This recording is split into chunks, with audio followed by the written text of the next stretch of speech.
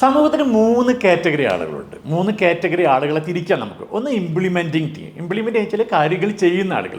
മറ്റൊരു കാറ്റഗറി ഈ ഇംപ്ലിമെൻറ്റിംഗ് ടീമിന് ആളുകളെ അവർക്കുള്ള സ്ട്രാറ്റജി കൊടുക്കുന്ന ആളുകൾ, ഇത് എങ്ങനെയൊക്കെ ചെയ്യണമെന്ന് പറഞ്ഞു കൊടുക്കുന്ന ആളുകൾ. മൂന്നാമത്തെ കാറ്റഗറി ആളുകൾ വെച്ചാൽ ഇതൊന്നും അറിയില്ല, സമൂഹത്തിൽ ഇല്ലാത്ത കാര്യങ്ങളെ കണ്ടെത്തുന്ന ആളുകൾ. ഇതാണ് ലീഡേഴ്സ് അല്ലെങ്കിൽ വിഷ്വലൈസിങ് ടീം എന്ന് പറയുന്നത്. ഈ 3 കാറ്റഗറിയിലേക്ക് എടുക്കുമ്പോൾ സ്ത്രീകൾ ഏറ്റവും കൂടുതൽ നിൽക്കുന്ന ഇംപ്ലിമെൻറ്റിംഗ് കാറ്റഗറിയിലാണ്. ഒരു പരിധി വരെ അവർക്ക് ഐഡൻറ്റിറ്റി ബിൽഡ് ചെയ്യാൻ പറ്റാത്തതിൻ്റെ പ്രധാന റീസൺ ഈ എക്സിക്യൂഷൻ തലത്തിൽ എടുക്കുന്നതുകൊണ്ടാണ്. എക്സിക്യൂഷൻ അത് 24 hours ചെയ്യാൻ പറ്റുള്ളൂ, അതിനൊരു ലിമിറ്റും ഉണ്ട് ഇംഗത്തിന്.